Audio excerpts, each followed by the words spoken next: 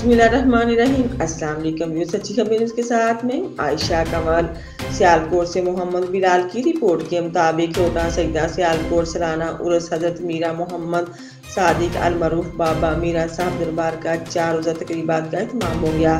तकरीबात के हवाले से हर साल उर्स मुबारक का एहतमाम किया जाता है, जिसमें 4 दिन मुसलसल ज़ायरीन के लिए वसी पैमाने पर लंगर का एहतमाम होता है। मज़ार शरीफ को गुसल देकर चादर पोशी की जाती है, एक दिन चिरागदानी की जाती है, महफिल नाज और उलमा किराम तकरीरें वगैरह करते हैं।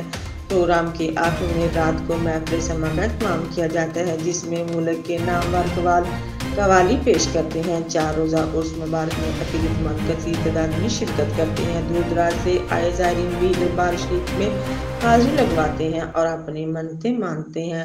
जिनकी मुरादें पूरी होती हैं वो भी ढोल की ताप पर दरबार शरीफ में अपनी हाजिरी लगवाते हैं। महफिल समा ज़ेरे नूरानी सैयद फैज़ान शाह, सैयद वसीम शाह ने इस महफिल समा के मेहमान खसूसी सैयद असद अब्बास शाह, उम्मीदवार बराए चेयरमैन सैयद इफ्तिखार शाह, शाह फैसल, सैयद अमरान अल मरूफ, टोनी शाह, जैन पकवान सेंटर वाले